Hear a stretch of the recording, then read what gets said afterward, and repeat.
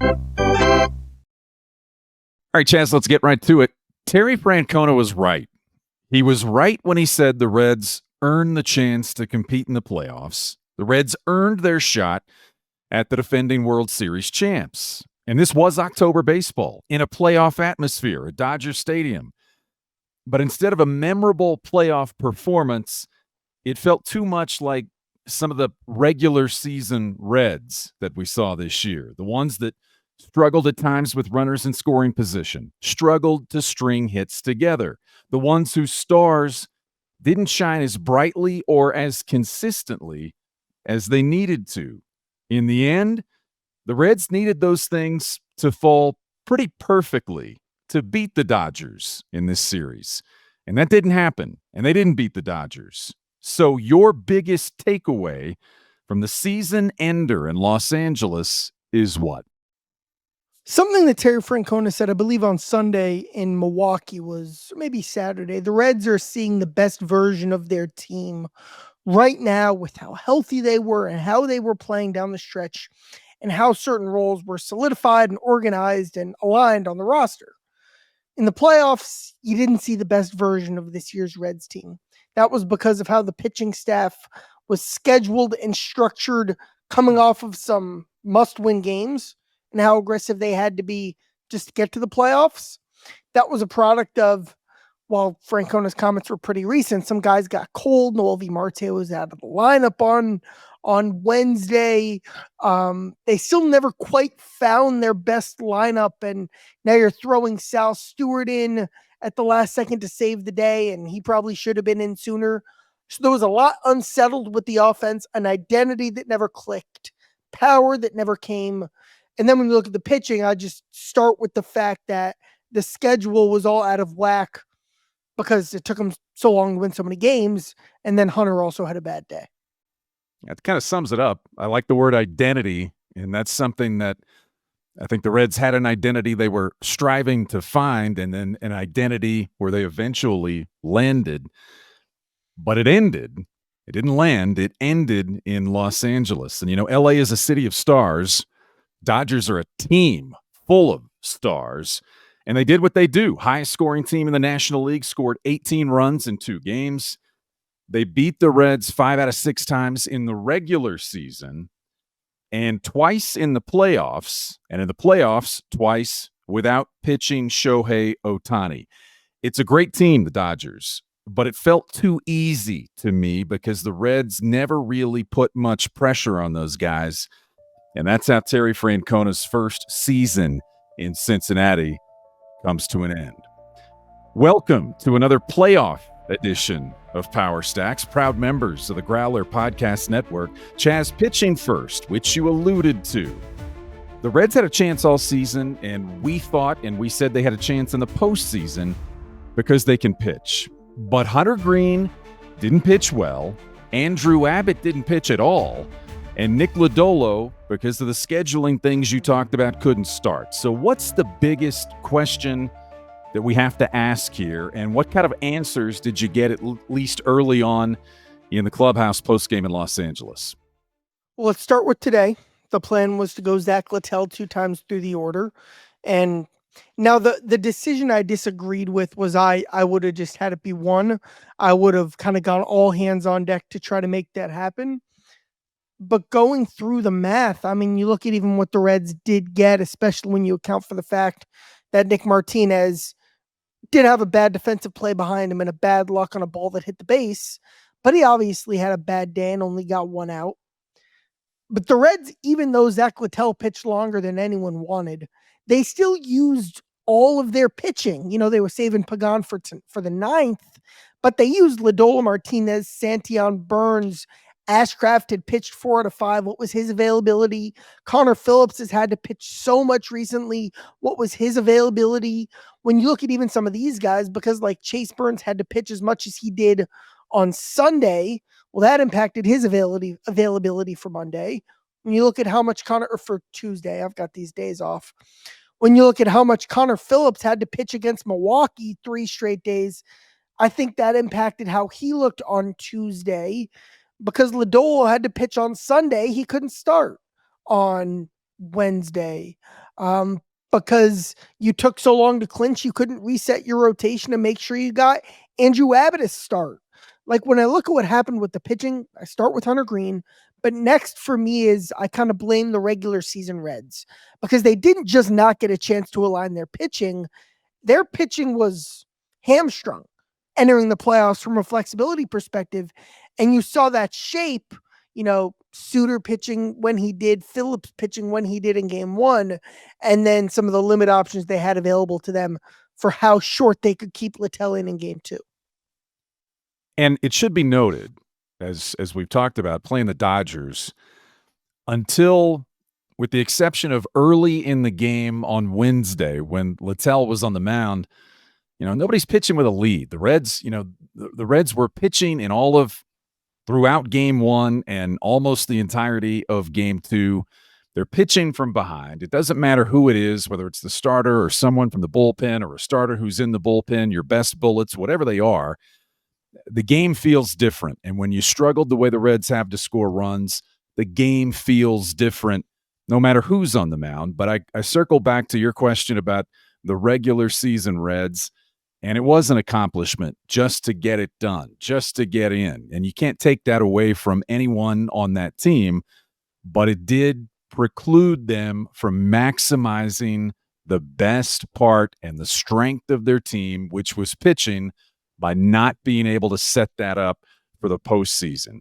If Hunter Green pitches like Hunter Green did a few games ago in game one, then that's what you want. They had a chance to set the tone in the series with Hunter Green. They had a chance to make a Dodgers team that was heavily favored maybe feel a little bit of pressure if Green had a good game. And if the Reds had scratched across a couple of runs, the Dodgers never felt that pressure. The Dodgers never felt like they weren't going to win this series. The Dodgers set it up so that Shohei Ohtani would pitch game number one in Philly and not against the Reds. And that was the uphill battle that the Reds had. And it was a tough hill to climb in game two, even though they had an early lead. They couldn't play their biggest and best pieces in the places or the ways that they wanted to because of some of those things that happened, as you said, down the stretch heading into the postseason. It had to be a perfect storm for the Reds against the Dodgers, and there were too many things out of whack. I'm playing this off the top of my head, but let's go through this for a second.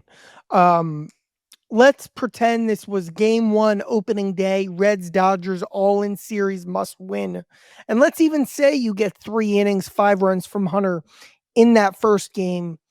Even so, you're down 5-0. Afterwards, you probably turn to a fully rested Connor Phillips and Graham Ashcraft. Maybe they can even bridge you 2 or 3 in that scenario. Maybe even you're turning to Nick Martinez in that scenario to be a bridge for multiple innings. You don't pitch, Barlow. You don't pitch a taxed Phillips. You don't pitch Brent Suter in that game. The game goes completely different on a day where your bullpen allowed 4 earned runs. And then today, obviously, Lodolo would start. But let's even say, those guys who I just mentioned pitched where, well, maybe it can just be 1 trip through the order for sure instead of 2 for Littell, who again, and we just saw this on Sunday with Brady Singer in Milwaukee. That was a must-win game. That's how they approached it at first. He stayed into that game longer than most people wanted because they were so low on pitching. They were so low on pitching because everything it took them to get there. How it could have gone today was, start with Lodolo, then turn to 2 innings from Chase Burns, and then go Phillips, Ashcraft, Martinez, Pagan, and Santillan in there as well. Like, you had options that would have made it a much shorter start for Littell, but you didn't because of who had to pitch recently. The big question's Lodolo. I wasn't shocked he didn't go back out because he had an up-down in there as well, and would have been another up-down coming out. It really was fluid. We'll see, coach's decision, how long Lodolo would be available. There's no playbook for this, none at all. Now, he looked great. Actually, I would have just, in a controlled scenario, used Lodolo to just start the game and had him pitch an inning or 2 and guarantee that you get him to face the lefties in the lineup. We're going to hear from Lodolo. Before we get to him real quick, another decision point was you can't, and he was warming up, put Lodolo into face like the fifth or sixth batter as the game started to get away from Littell in the fourth, because those are all righties. And Lodolo only has so many bullets. You're not going to waste those bullets with basically the only real lefty in your pen, because Suter's not a matchup guy. So you have to save Lodolo for when the 9-hitter comes around, because then it's left within the lefties at the top. So now I also too probably would have found someone, maybe it was Martinez, who could have come in to try to save that inning from Littell earlier. But even so, Martinez wasn't sharp anyway.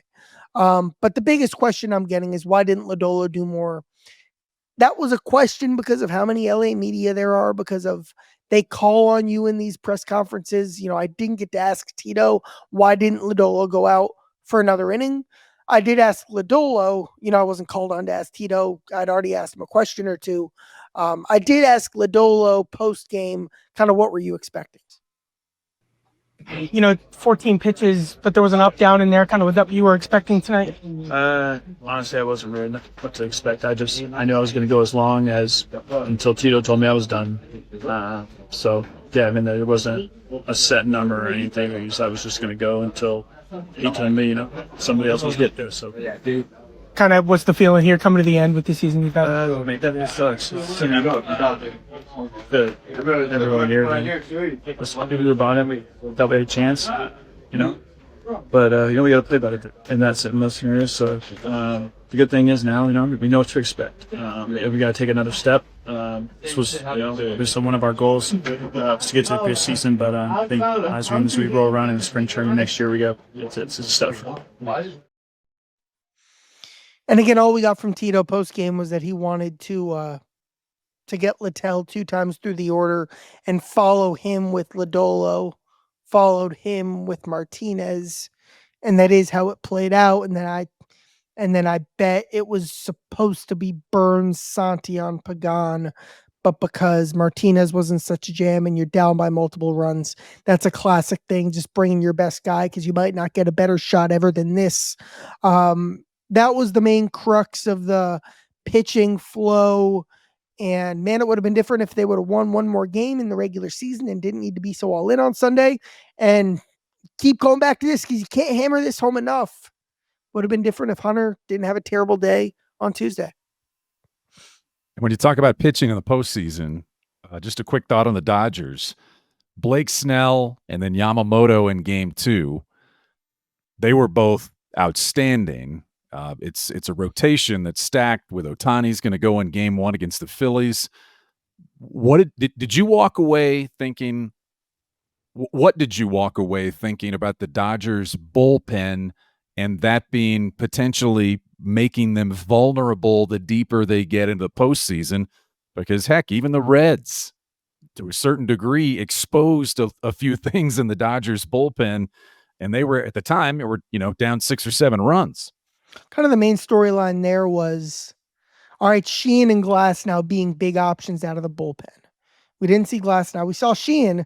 I think a scary storyline in LA right now is how Sheehan looked in that 8th inning tonight. They didn't need to use Glass now. They kept a lot of their bullets dry, and that's the benefit you have. And I mean, Dave Roberts, give him credit for 2 things. He did a nice job today. One, putting Yamamoto out for that 7th inning. I believe he ended up over 110 pitches, knowing what he didn't have in the bullpen. The Reds actually had some moments against Yamamoto, even though the stats don't show it. Like I believe that about this game. But then, I mean, talk about a stunner. Pulling, what was that? I believe Vesia, mid batter, 1-2 count. I thought that was a bad move because I'll take Andujar against the lefty over Benson against a righty. But obviously Sheehan didn't have, Vesia. Sorry, Sheehan didn't have it. Pulling Sheehan for Vesia, yes. Pulling Sheehan in the 1-2 count when he almost hit Benson, and bring in the lefty. I would take Andujar over or against the lefty over Benson against the righty. But obviously Roberts saw a kid who couldn't throw the strike zone, a kid who was a big part of their plans. So one more thing about this, I know Sasaki saved the day at the end. Shout out Arnaldo Lantigua, who we mentioned the other day. I have a rule that if you win the playoff round, like automatically it's a great, glowing, positive story. If I'm covering the Dodgers today, I think I found the one exception to the rule because you're panicking about that bullpen, even though you won the series. But that just shows, man, the Reds had a real shot. The Reds had a vulnerability they could have capitalized on that they didn't. They had those opportunities, and let's talk offense now just a bit. The Dodgers are loaded. They're loaded. It's really, when you look at the lineup and you look at the experience and you look at the winners that are in this lineup or in the rotation, that's what it is. But just looking at some numbers from the series, and Mookie Betts had 6 hits in 2 games. The Reds had 13 hits as a team in 2 games. There was Ohtani, there was Teoscar Hernandez. And you circle back through the opportunities and the situational hitting, the bases loaded, nobody out. We're going to beat a dead horse because we've had these conversations throughout the season. That's why I said it felt a little bit like the regular season Reds in the playoffs, because some of the same issues showed up. But the Reds, in 2 games in the postseason, they scored a few runs, but they had 13 hits, only 2 extra base hits, and no home runs. 13 hits, only 2 extra base hits, and no home runs. So where do we take the conversation about the Reds lineup and generating opportunities, or do we just revisit some of the same topics from the regular season, runners in scoring position, situational hitting, and the failure at times for some of your key offensive players to come up in those situations and be difference makers? They need help. And this is kind of looking forward, which we won't do a ton of, but will the Reds mostly bring the same team back next season? That's a question. While I don't expect Pete Alonso or Kyle Schwarber to be a part of the answer, what can the Reds do to give the offense a gear that it lacks? They were playing the paper cut game, the paper cut offense, and they rallied and they had moments in the 8th inning, but then there's a reason why you're shut down against Snell and Yamamoto, because your best chance against those guys is the big hit when pitching reaches a certain level in the postseason. You've heard us say this. I think they need more power. I think they prioritize defense a little too much. I think they didn't play Stewart early enough. A lot of stuff like that. And now they have some decision-making, some identity deciding, some soul-searching about what that balance should be on paper for the 2026 Reds. Because the 2025 Reds, the brew offensively was not good enough, which is weird to say because the offense did score some runs and they allowed as many runs as they did, and pitching should be the story. But I keep going back to the offense, especially because of just what it was and really what it wasn't all season. I brought some of these questions to TJ Friedl after the game. I feel like offensively, it's new for us. That's going to be a big thing is to continue to hammer that mindset of just like the situational baseball IQ of knowing the situation before you come up, knowing the possible situations that you may come up in that series. Because it would be nice to just solely rely on the big fly. But that's not realistic. That's you can't. Just because of how this team and what your guys' strengths are and how you play to that. Just in baseball in general. Yeah. Anytime you rely on a big fly run, it'd be nice to just have someone who can hit a big home run in every instance, but you got to bear down and have some situational hitting and just contacting you to get runs across. So, I don't really know. I don't really know what. I wish I had the answers to it, but I think for us as an offense and as our identity is, for sure. We just Vocals is the standard. we pass it a ton. We have good at bats. We run the bases hard. We create chaos. That's kind of like who we are. And then if we hit a home run, sweet, that's great. And we high five. We all love it. Everybody loves a home run, but you can't rely on it. So I feel like for us as an offense, it's just committing to that mindset. What do you feel like this team learned about postseason baseball? I think, you look at this as a pro-con scenario, right? Of multi-the cars short. of what we wanted. We fell short of where we wanted to be at the end of the season. But at the same time, that was a lot of our first pop of champagne. Celebrating anything at this level. And a lot of guys in this clubhouse have had experience. A lot of that veteran guys have been playing teams, have had that experience. We got 2 guys in here that were in the World Series last year, right? So, but for I'd say 70% of this clubhouse, it's our first time off the champagne. And it's an addicting feeling. The feeling to celebrate with these guys that you've been with for 7 months, to celebrate with them, to come together, be enjoying the moment. So in terms of the pro-con scenario, ultimately we fell short of what we wanted to do, but the goal is for all of us this off-season, remember the feeling of what it's like to function. Last thing, We all won. some very talented free agents coming up on this team, and we'll see what happens. Hopefully these guys come back. But how much kind of looking forward? It's kind of the young core becoming your team and taking that next step as a group, being kind of those veterans yourself. Yeah, I think the young core is not young anymore. I think a lot of the things the young core was 2023, right? And last year was a learning year for a lot of us. We fell short last year, heavily. And then this year to bounce back and to compete from game 1 to game 162 to get into the playoffs, we learned a lot. So I anticipate, and I can speak for myself, and I hope I speak for everyone in this clubhouse, that we're going to build and continue to build on to learn from this year, the highs and lows, the successes, the failures, and then learn from that, and then come back next year ready to roll. So now we know what it feels like to play playoff baseball, and now we know what it takes to play on baseball, and then we're going to grow from that and go better from that. Let me tie this into the vibe post game. You heard Friedl there. I'm not going to judge the vibe. I'm just going to share the vibe. You heard Friedl there, evaluate the vibe however you see fit. That was my conversation with him. The one opinion I will share is I think the Reds making the playoffs is something that they deservedly should be celebrating the heck out of. But post game, it was a lot of that. It was a lot of, we left all out there this season. There wasn't a lot of, this is an organization that hasn't advanced in the playoffs in a long time. There wasn't of, we know how hard it is to get back here. There wasn't that dejection. I'm not casting judgment. I'm not saying that's good, that's bad. There just wasn't that dejection. Friedl was more leaning towards that side, and again, you heard him. There wasn't much dejection aside from Sal Stewart, who was the one who looked like he had just lost the World Series. That's part of the fire that makes Sal. Not that they don't have.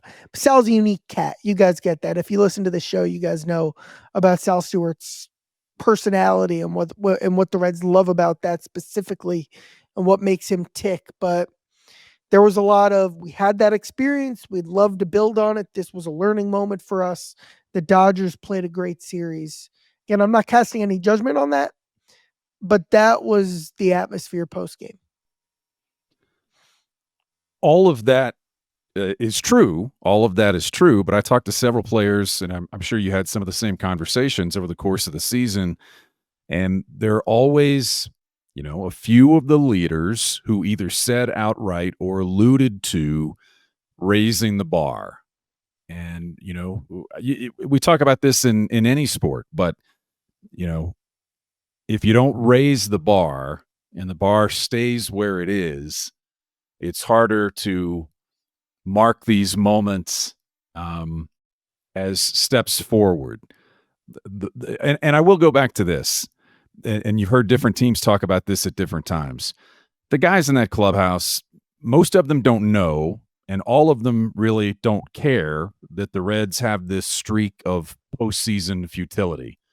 They care about, as long as they've been in Cincinnati the last couple of years or the last 2 years, however long they've been around, and they care about their contributions to these teams.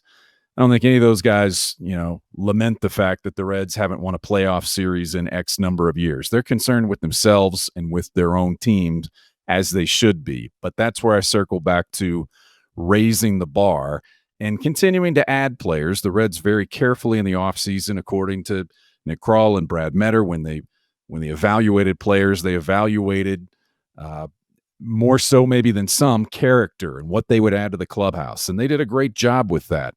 They need to continue to evaluate the additions to the clubhouse that they may make in the offseason as players, I think, who would raise the bar in Cincinnati and not have any of the small market baggage or any of the playoff futility baggage that gets talked about around the Reds.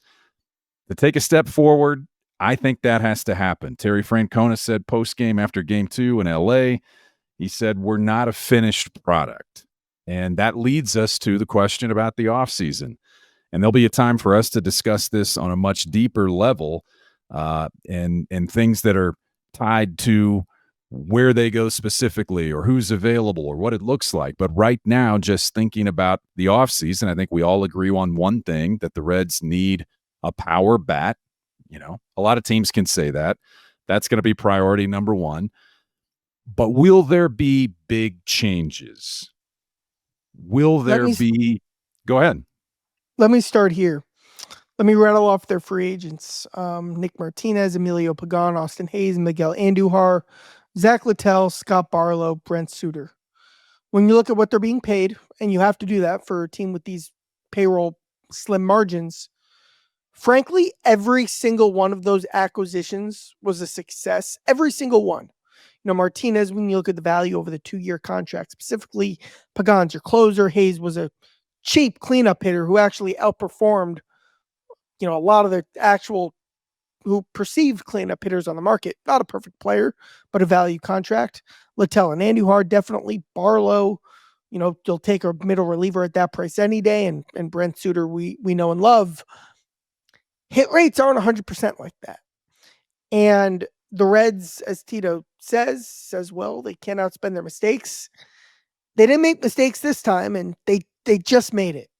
So they have to do even better now in the offseason, which is going to be a challenge. The offense needs help.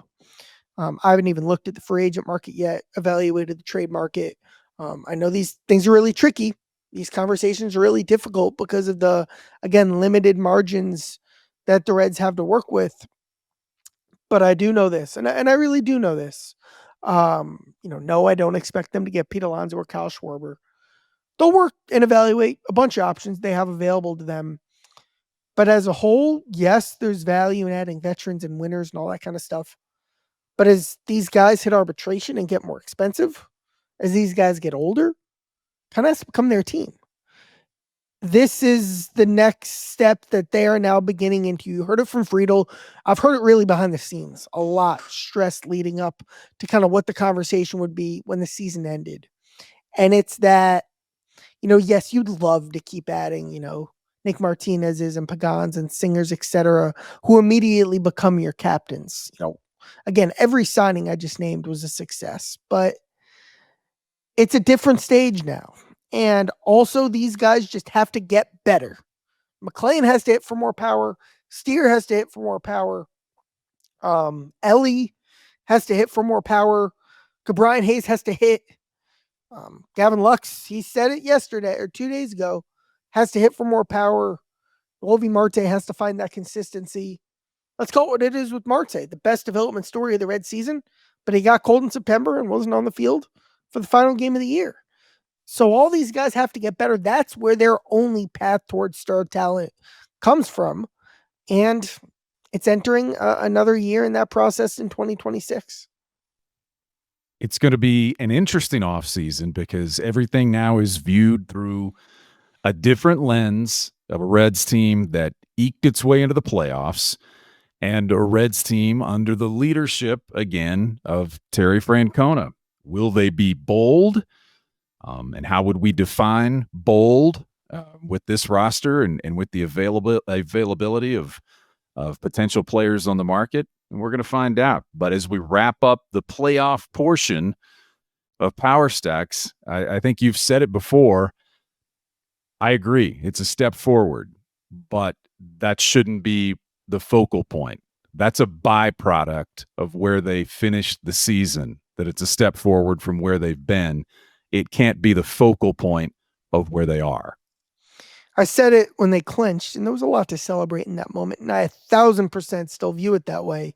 But we talked about how every single moment mattered, because without the 3 innings that Randy Wynn threw that one day that saved the bullpen, they wouldn't have made the playoffs. But then when you look at the Nick Lodolo thing, especially, if they could have won one more game, and then you have Lodolo pitching game 2, and what that does for the series and how that changes things. When you look at one more hit that they could have got situationally in their bases loaded opportunities on Wednesday, again, more examples of how they're not there yet. And organizationally, there's a lot that has to improve demonstrably, while you also have to recoup what you've lost from some of these veterans who are hitting the market. So you have to do 2 things at once. That's life as a small market team. And that's what makes it so tough to get to the playoffs and find yourself in a winnable series, which I think the Reds were this week, and they came up short. 162 down, regular season. First playoff round down for the Reds, but we're not done. Keep it here at Power Stacks for the latest as we move into the offseason. PowerStacksPod@gmail.com is the email address. We're on X at PowerStacksPod. Stay in touch with us. Charlie's X feed, my X feed. That's where we'll let you know what's coming up next. But that's a wrap from Los Angeles. Chaz, great work in the City of Angels for the Reds playoff series that ended in a 2-game sweep at the hands of the defending World Series champion Dodgers. We'll see you next time. Thanks to producer Kent. Power Stacks. Keep it with us, and we'll see you next time.